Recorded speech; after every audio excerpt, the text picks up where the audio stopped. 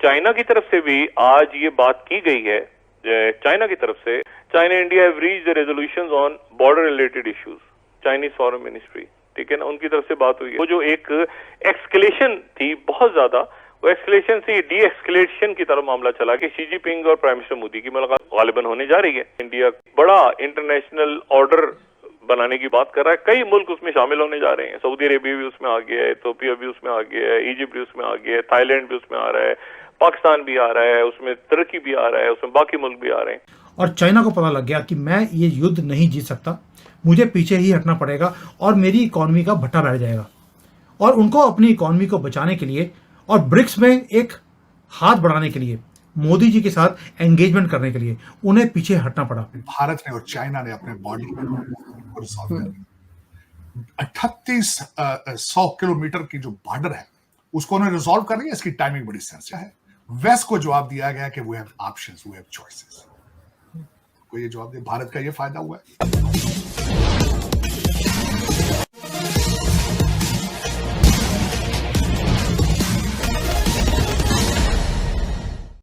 दूसरी जो साइडलाइन मुलाकात हुई है, बहुत डिटेल्ड मुलाकात, वो हुई है प्रेसिडेंट पुतिन और इंडियन प्राइम मिनिस्टर मोदी के दरमियान। और ये मुलाकात इसलिए इंपॉर्टेंट है कि अब इस मुलाकात में एक तो मुलाकात वहां पर एक्सपेक्टेड है, मुतवक्को है, प्रीमियर शी जिनपिंग की और Indian prime minister Narendra Modi की। और उससे पहले जो है वो चाइना की तरफ से भी आज ये बात की गई है। चाइना की तरफ से China India have reached the resolutions on border related issues, Chinese foreign ministry, ठीक है ना, उनकी तरफ से बात हुई है। वो जो एक एक्सकलेशन थी बहुत ज्यादा, वो एक्सकलेशन से डी एक्सकलेशन की तरफ मामला चला गया, क्योंकि पहले जो है वो अगस्त में जो वांग यी से मुलाकात इंडियन फॉरेन मिनिस्टर की हुई और फिर उसके बाद जो है वो अजीत डोवाल जो एनएस है उनकी हुई, तो उसके बाद फिर ये मामला तो तय हो गए थे। अच्छा, अब ये चाइना की तरफ से भी इंडोर्समेंट हो गई, तो एक माहौल बन गया वहां पे कि शी जिनपिंग और प्राइम मिनिस्टर मोदी की मुलाकात भी हो सकती है और गालिबन होने जा रही है। भारत ने और चाइना ने अपने बॉर्डर को रिजॉल्व कर लिया। 3800 किलोमीटर की जो बॉर्डर है उसको उन्हें रिजॉल्व कर रही है। इसकी टाइमिंग बड़ी सेंसिटिव है। इसलिए सेंसिटिव है, एक क्वेश्चन आता है कि भारत को इसमें बॉर्डर के साथ इसको भारत को इसमें से क्या मिला है। भारत को क्या मिला है इस वक्त जो मेरे कैनेडियन पप्पू भाई हैं उनको जवाब दिया गया है। वेस्ट को जवाब दिया गया कि we have options, we have choices. को ये जवाब दिया, भारत का ये फायदा हुआ है।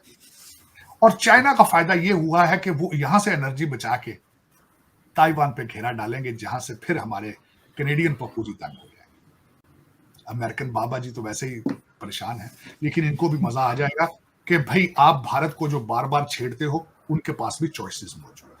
ये सबसे बड़ा इस वक्त ब्रिक्स का था।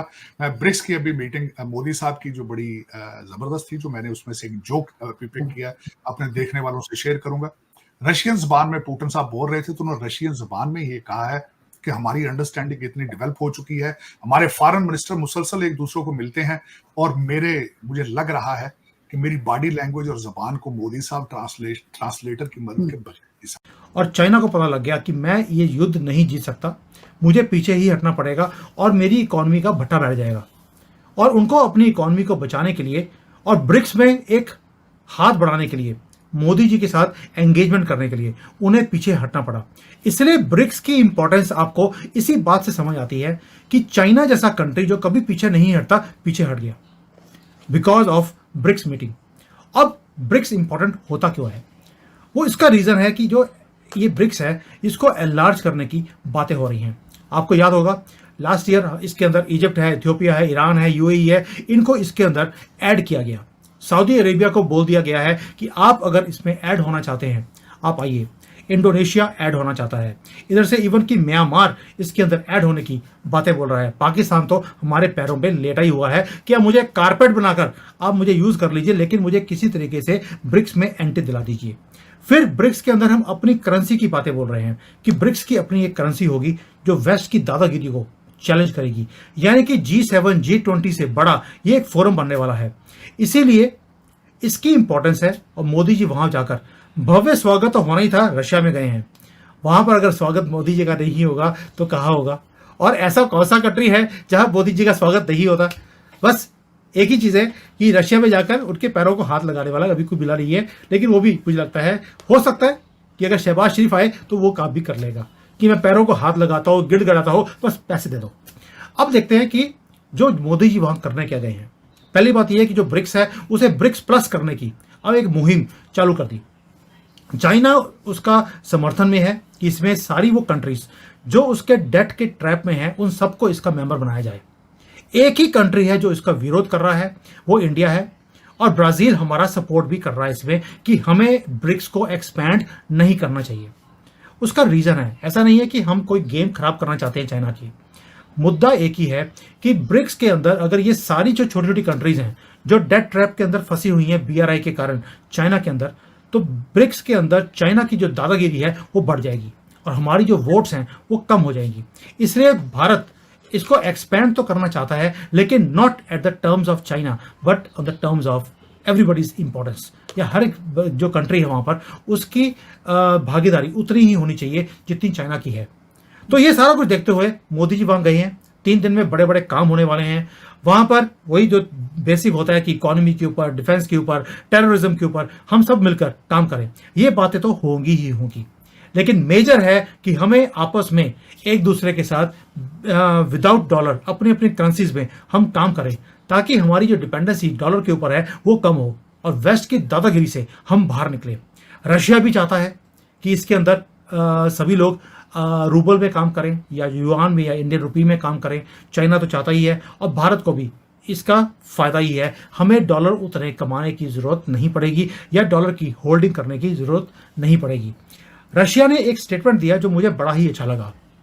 इस मीटिंग से पहले उन्होंने बोल दिया, look what West has done to us. हमें बिना बेफजूल एक युद्ध में धुकेला गया, हमारे सारे पैसे ब्लॉक किए गए, डॉलर में हम किसी को पेमेंट ना दे सकते हैं ना ले सकते हैं, हम ट्रेड करना चाहते हैं, हमें ट्रेड नहीं दिया जा रहा।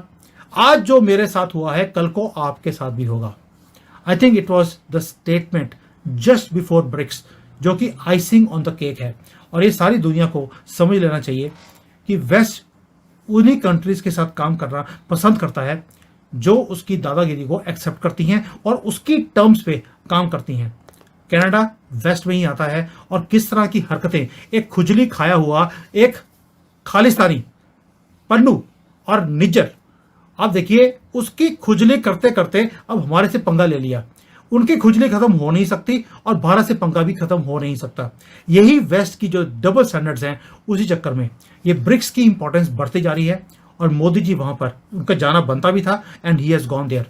आप देखिए एससीओ की मीटिंग में मोदी जी नहीं गए जबकि ब्रिक्स की मीटिंग में गए हैं। इसी से आपको समझ आ गया होगा कि एससीओ का इतना इंपॉर्टेंस नहीं था जितना ब्रिक्स का है। अच्छा, उसके साथ ही जो ईरान के प्रेसिडेंट हैं उनकी मुलाकात भी प्राइम मिनिस्टर मोदी से, जो ईरान के जराए वो कह रहे हैं कि उनकी भी होने जा रही है।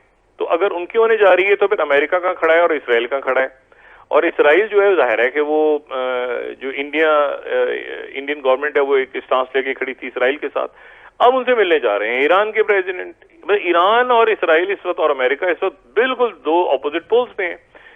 तो अब ये बात बड़ी इंपॉर्टेंट है कि वहां पर चाइना और रशिया, अच्छा रशिया की और प्राइम मिनिस्टर मोदी की मुलाकात तो ऐसा वो तो ठीक है, इनके ताल्लुकात तो अच्छे हैं, लेकिन चाइना की मुलाकात, उनके प्रीमियर की मुलाकात एक बड़ा ब्रेक थ्रू होगा। मतलब इसको इसकी बैलेंसिंग एक्ट जो है वो बड़े एक आप समझे बहुत इंपॉर्टेंट है कि कहां तक बैलेंस कौन सा मुल्क कर पाता है।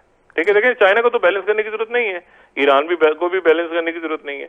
इंडिया का बैलेंसिंग कहां तक होती है ये देखना है। ना रशिया को जरूरत है बैलेंसिंग करने की, ना ब्राजील को जरूरत है। तो ये इंडिया के लिए एक बहुत इंपॉर्टेंट मेरा ख्याल से उनकी फॉरेन पॉलिसी में, जो कि आगे उनकी कई दिहाइयों तक जाहिर है इंडिया फिर उसी पे चलेगा कि वो क्या ईस्ट की तरफ आते हैं या चाइना की तरफ जाते हैं इस मरहले पे, या वो जो है वो जाते हैं अमेरिका की तरफ, वेस्ट की तरफ। एक बात, दूसरी बात ये ध्यान में रखें कि जो ब्रिक्स की समिट हो रही है जी, एक तो ब्रिक्स जो है एक बड़ा इंटरनेशनल ऑर्डर बनाने की ब्रिक्स बात कर रहा है। कई मुल्क उसमें शामिल होने जा रहे हैं, सऊदी अरेबिया भी उसमें आ गया है, इथियोपिया भी उसमें आ गया है, इजिप्ट भी उसमें आ गया है, थाईलैंड भी उसमें आ रहा है, पाकिस्तान भी आ रहा है, उसमें तुर्की भी आ रहा है, उसमें बाकी मुल्क भी आ रहे हैं। लेकिन इश्यू सारा ये है कि क्या ये डी डॉलराइजेशन की तरफ जा रहे हैं? डी डॉलराइजेशन की तरफ जा रहे हैं तो क्या गोल्ड को, क्योंकि दुनिया का जो 20% गोल्ड है, 20% गोल्ड सोना, वो जो है वो ब्रिक्स ममालिक के पास है। तो अगर तो डी डॉलराइजेशन की तरफ जा रहे हैं तो क्या डी डॉलराइजेशन अगर होती है तो फिर जो दूसरी करेंसी लाते हैं तो क्या वही करेंसी होगी जो कि जिसको गोल्ड के साथ लिंक किया जाएगा, जैसे 71 तक डॉलर होता था। आप अगर हमसे जुड़ा रहना चाहते हैं तो कृपया मेरे चैनल को सब्सक्राइब करें तथा बेल आइकन भी दबा दें ताकि नई वीडियो की जानकारी तुरंत आप तक पहुंच जाए। धन्यवाद। जय हिंद।